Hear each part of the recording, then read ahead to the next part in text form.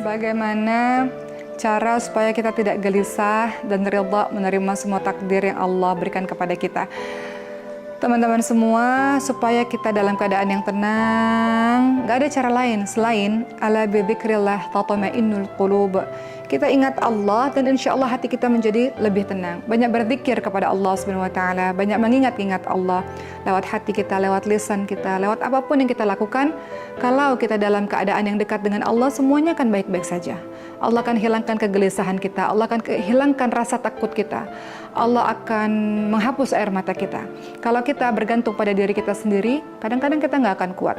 Tapi kita bergantung atau kita bersandar kepada yang maha besar. Siapa itu? Allah Subhanahu wa taala. Allah yang kasih permasalahan, Allah yang kasih jalan keluar, Allah yang kasih sakit, Allah yang kasih penyembuhnya. Semuanya Allah, Allah, Allah, Allah. Kenapa gelisah? Karena mungkin kita bergantung kepada yang lain. Yang lain tidak kuat, sama seperti kita. Siapa yang kuat? Allah Subhanahu wa taala. Itu pertama. Kemudian yang kedua, bagaimana ridha terhadap takdir dari Allah Subhanahu wa taala? Kita yakin bahwa apapun yang Allah berikan semuanya baik. Tidak ada takdir buruk. Semua takdir adalah baik. Kenapa ada kalimat takdir ini buruk? Karena kita menganggapnya buruk. Padahal semua yang Allah berikan kepada kita adalah baik. Allah kasih kita berbagai macam ujian. Dengan ujian itu kita belajar tangguh, kita belajar kuat, kita belajar sabar, kita belajar berserah kepada Allah, kita belajar tawadhu, rendah hati, bahwa ternyata kita bukan siapa-siapa, kita bukan apa-apa, kita nggak punya apa-apa.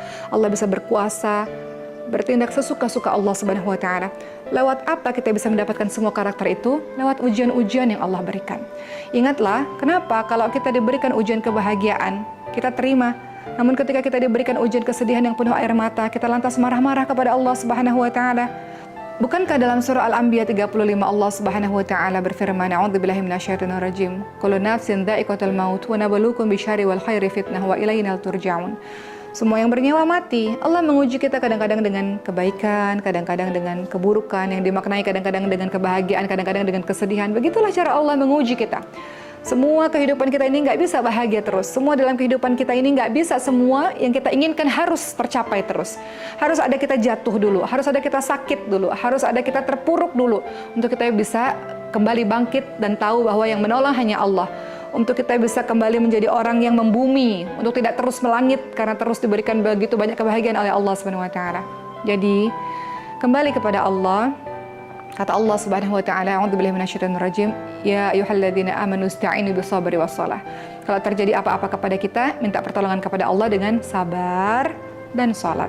Apa yang harus dilakukan? Ambil wudu, ambil sajadah dan menangislah kepada Allah sepuasnya. Insyaallah engkau akan baik-baik saja. Enggak ada dalam kehidupan ini jalan buntu. Kalau engkau menemui jalan buntu, maka engkau bisa memanjat atau engkau bisa balik arah. Pasti selalu ada jalan atas semua permasalahan hidupmu insyaallah. Semangat!